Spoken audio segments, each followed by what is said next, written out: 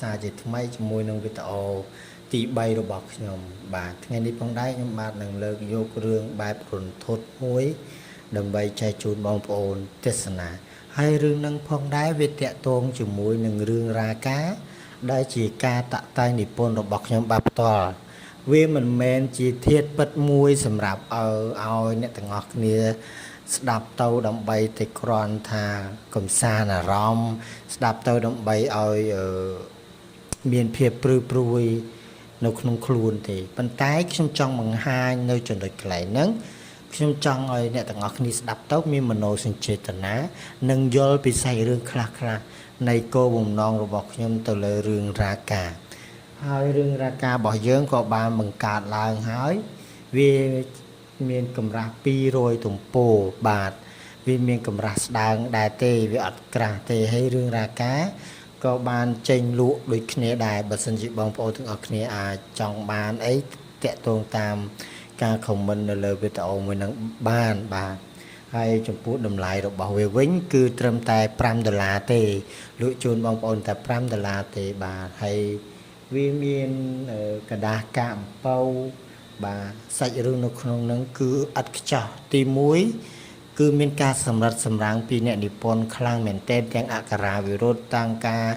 design ក្របក៏ដូចគ្នាដែរបាទ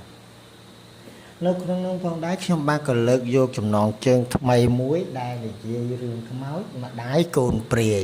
ដែលវាជាសាច់រឿងនៅក្នុងសាច់រឿងរាកាហ្នឹងប៉ុន្តែវាមាននៅក្នុងផែនបទមួយទីទេដើម្បីឲ្យបងប្អូនទាំងអស់គ្នាយល់ខ្លះពីហេតុការអ្វីបានកើតឡើងថាម្ដាយកូនព្រាយតើមូលហេតុអីបានកើតជាចំណងជើងថ្មីថាម្ដាយកូនព្រាយនឹងកើតឡើងមែនទេទៅនៅក្នុងចំណងជើងម្ដាយកូនព្រាយនេះខ្ញុំគ្រាន់តែបង្កើតឡើងដើម្បី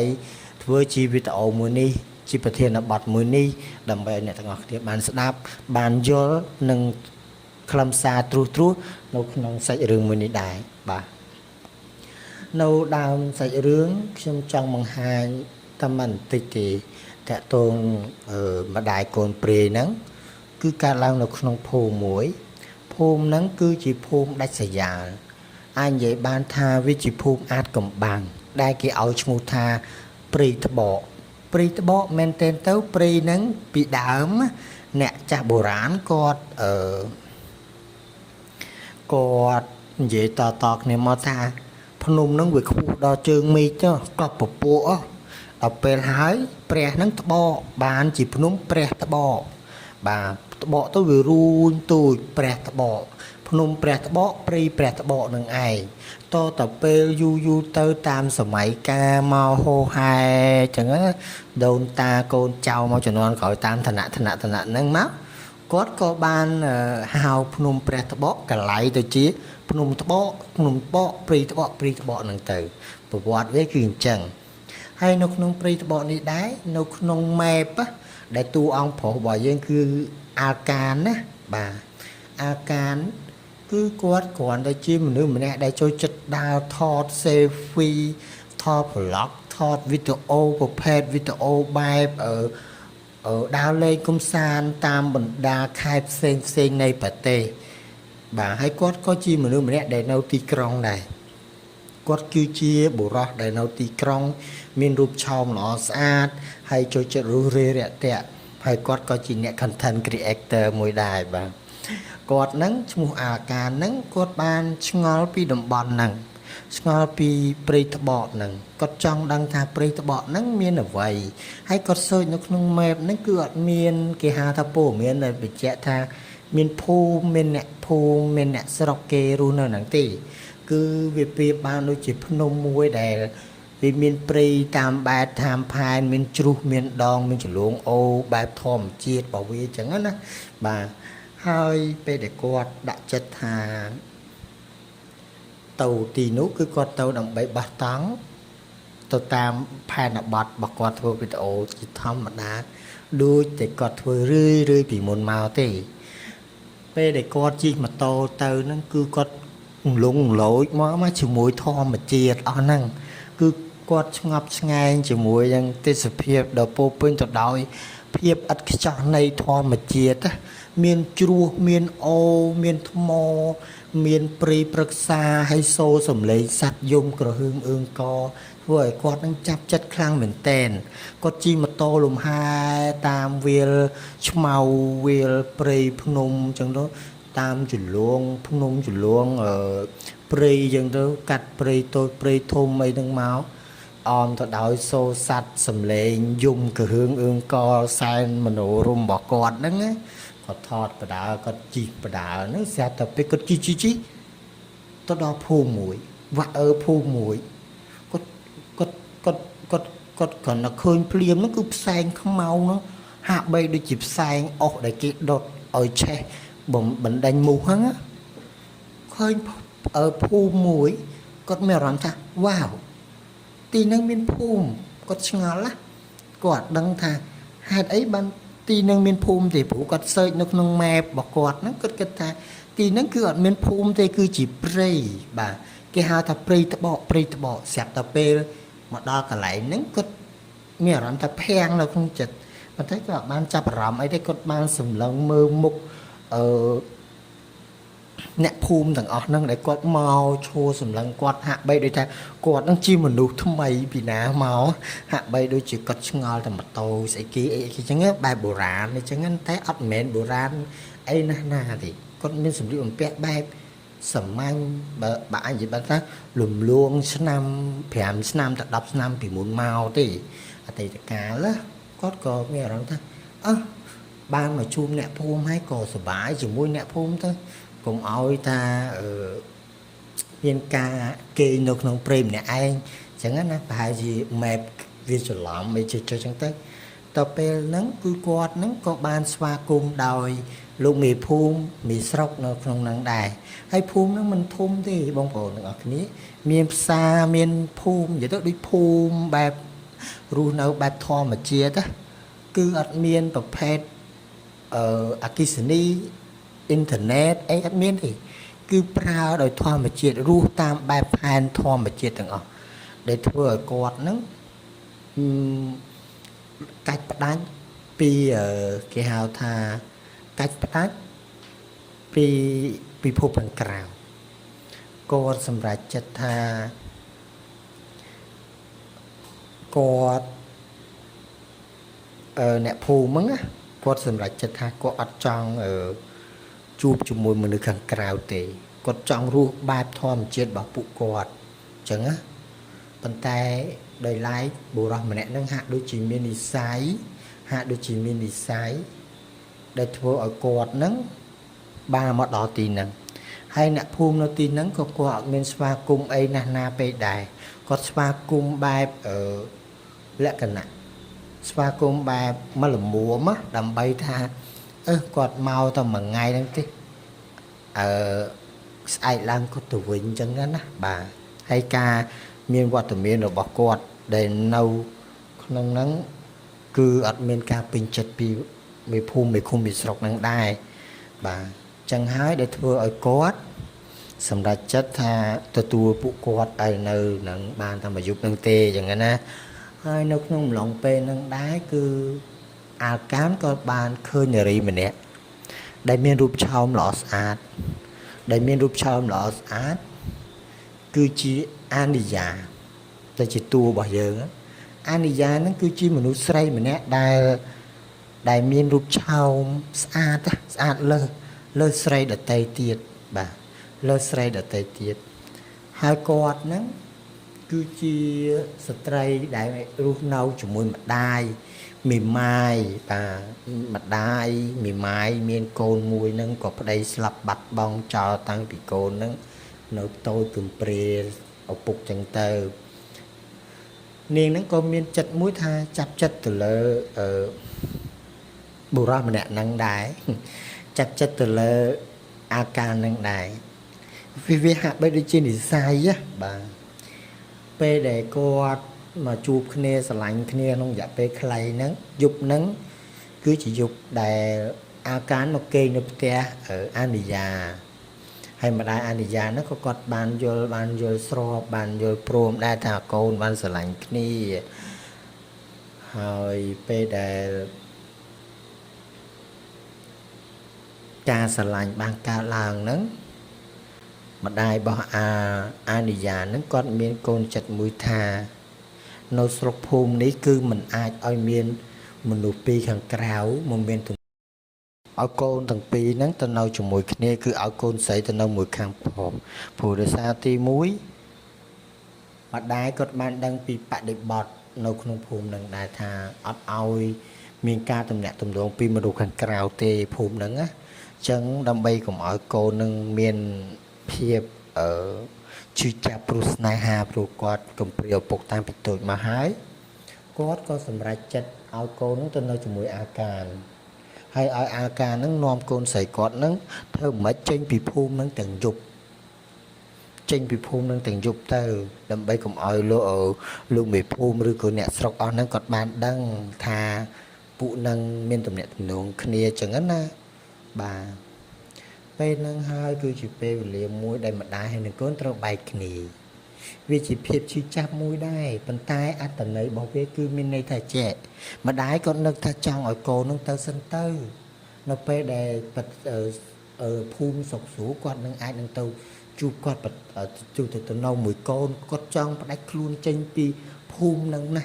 ព្រោះភូមិនឹងគឺជាភូមិមួយដែលពិបាករស់នៅគឺរស់នៅតាមបែបធម្មជាតិទេវតាប្រទានអីមកទទួលនឹងប្រទានទឹកមកអំណោយផលបានបន្លែផ្លែផ្កាអីញ៉ាំហូបលក់ដូរតាមភូមិតាមស្រុកនឹងនៅពេលដែលអានេះខ្ញុំនិយាយទ្រុសហេណានៅពេលដែលអញ្ញយានឹងទៅនៅជាមួយអាលកានរហូតដល់មានផ្ទៃពោះពេលដែលមានផ្ទៃពោះអាលកានហ្នឹងចាប់ផ្ដើមដោះដៃរបៀបដូចថាមនុស្សអស់និស័យបាទជិះស្រីធ្លាប់តែមានរូបឆោមល្អស្អាតប្រែកាយមកមានរូបឆោមអាក្រក់ព្រោះតែនាងមានផ្ទៃពោះក៏មានចិត្តមួយថាលែងស្រឡាញ់បោះបង់នាងចោលអត់សូវខ្វល់ពីនាងបាទចាប់ផ្ដើមអត់សូវគិតខ្វល់ខ្វាយពីនាងរហូតដល់នាងនឹងគិតខ្លីមួយគឺគិតទៅចិត្តនឹងវាសនារបស់ខ្លួនគាត់ក៏សម្រេចចិត្តទៅជួបម្ដាយវិញព្រោះគាត់គិតថាមានតែម្ដាយរបស់ខ្លួនឯងទេ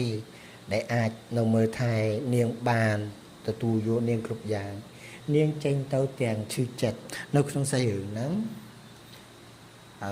គាត់ជិះឡានណាគាត់ជិះឡានមកភូមិព្រៃតបកនឹងវិញស្រាប់តែទៅកងឡានគាត់ឆ្ងល់ជននាងនឹងមានពូមានពងអ្មិនក៏មកនៅព្រៃហ្នឹងចឹងហើយទាំងតែនិយាយថា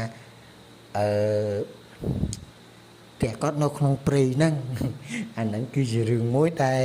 លោកតកងឡានដែលគាត់បើកតាមផ្លូវជាតិលេខប្រហែលខ្ញុំភ្លេចខ្ញុំដាក់នៅក្នុងហ្នឹងបាទគាត់ឆ្ងល់ថាខ្ញុំបើកឡាននៅហ្នឹងយូរហើយកាត់ភ្នំតបកនឹងយូរហើយកាត់ព្រៃតបកនឹងយូរហើយប៉ុន្តែដឹងថានៅក្នុងតំបន់ហ្នឹងមានភូមិទេគឺមានតែព្រៃឈើតូចធំដុះវល់ពាត់ញ៉ៃហើយចុះនាងមកចឹងណាអត់អីទេឪពូខ្ញុំផ្ទះខ្ញុំនៅក្នុងតិចទេខ្ញុំអាចដើរទៅបាន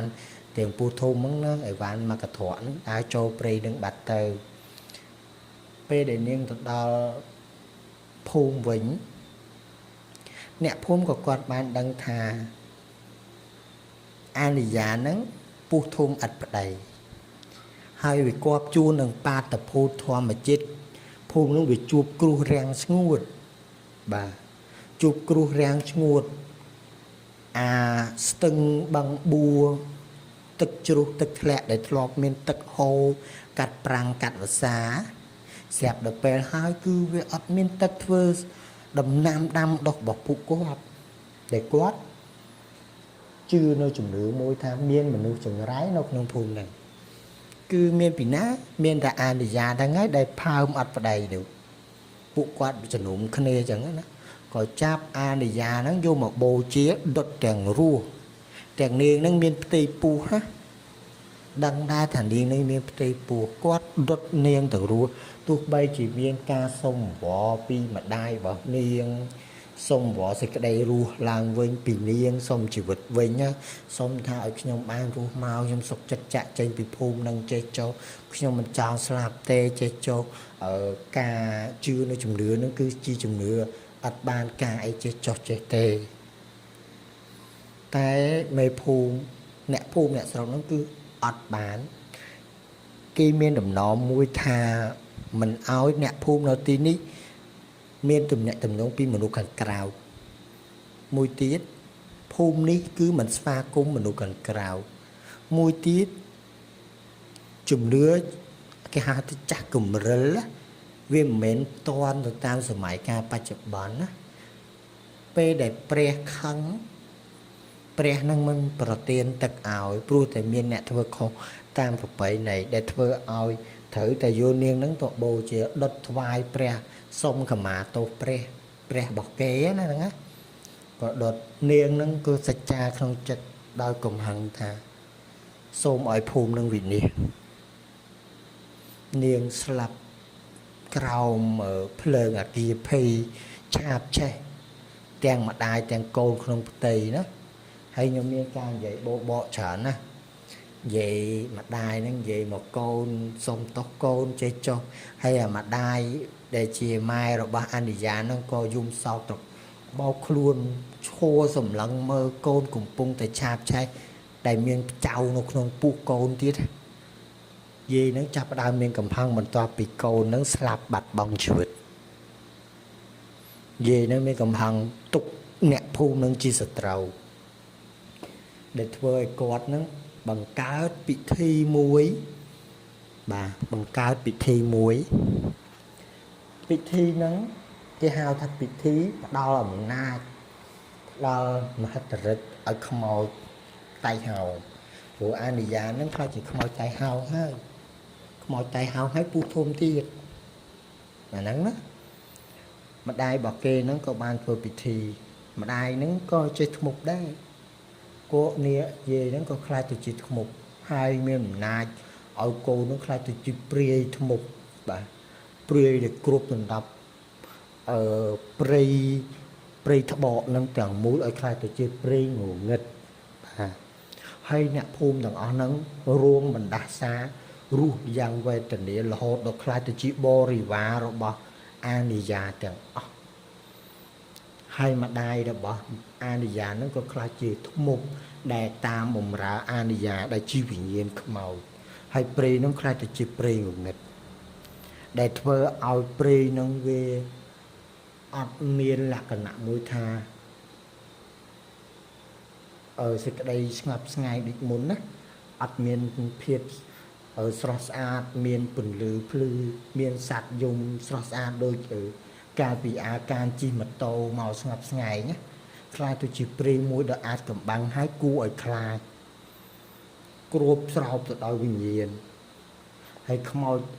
អ្នកភូមិនោះខ្លាចទៅជាខ្មោចផងជាមនុស្សផងខ្លាចទៅជាបរិវាររបស់អានិយានោះក៏ខ្លាចទៅជា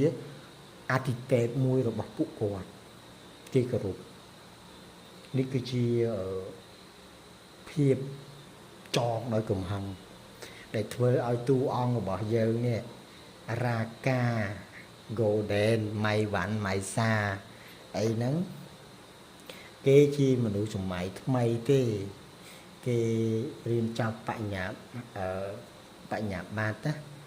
ឧត្តមសិក្សាចូលពីចង់បន្តទៅរៀនអនុបណ្ឌិតអីចឹងនៅក្រៅប្រទេសអីចឹងណាមុននឹងបែកគ្នាហ្នឹងគេក៏សម្រេចចិត្តថាគេហៅថាដើរលេងបោះតង់ជុំគ្នាហើយគេក៏សម្រេចចិត្តមកព្រៃហ្នឹងព្រៃត្បកហ្នឹងបាទហើយក៏មកជួបរឿងរ៉ាវជាច្រើនទៀតហើយវីដេអូរបស់ខ្ញុំសូមឆ្លើយត្រឹមនឹងសិនបងប្អូនណាបាទដើម្បីចង់ដឹងសាច់រឿងរាកាហើយក៏តកតងជាមួយនឹងព្រៃត្បកនេះមានអត្ថន័យយ៉ាងណាអ្នកទាំងអស់គ្នាអាចជាវសភៅមួយនេះបានដែលមានចំណងជើងថារាកានិពន្ធដោយខ្ញុំបាទផ្ទាល់ហើយសាច់រឿងនេះខ្ញុំសូមបញ្ជាក់ផងដែរថាជាការតាក់តែងនិពន្ធរបស់អ្នកនិពន្ធទេអត់មានរឿងពិតរឿងអីដែលខ្ញុំ ខ្ញុំនិយាយដើម្បីកុហកអ្នកទាំងអស់គ្នាទេមិនមែនទេនេះជាការនិពន្ធរបស់ខ្ញុំហើយអ្នកនិពន្ធតែងតែលើកឡើងនៅអក្ខរាមួយចំនួនផ្សេងទៀតទៅតាមភាពសម័យអញ្ចឹងមកបងប្អូនទាំងអស់គ្នាចង់បានសាច់រឿងមួយនេះយកទៅអានអាចតាក់ទងមកខ្ញុំបានតម្លៃរបស់វា20000រៀលបាទស្មើនឹង$5វាមានរូបតួអង្គនៅក្នុងនឹងដែរប៉ុន្តែ color វាខ្មៅពេកហើយអរគុណសម្រាប់ការទស្សនាវីដេអូមួយនេះខ្ញុំបាទមិនវិបុលសូមលំអរកាយគោរពលាជួបគ្នានៅវីដេអូក្រោយបាយបាយ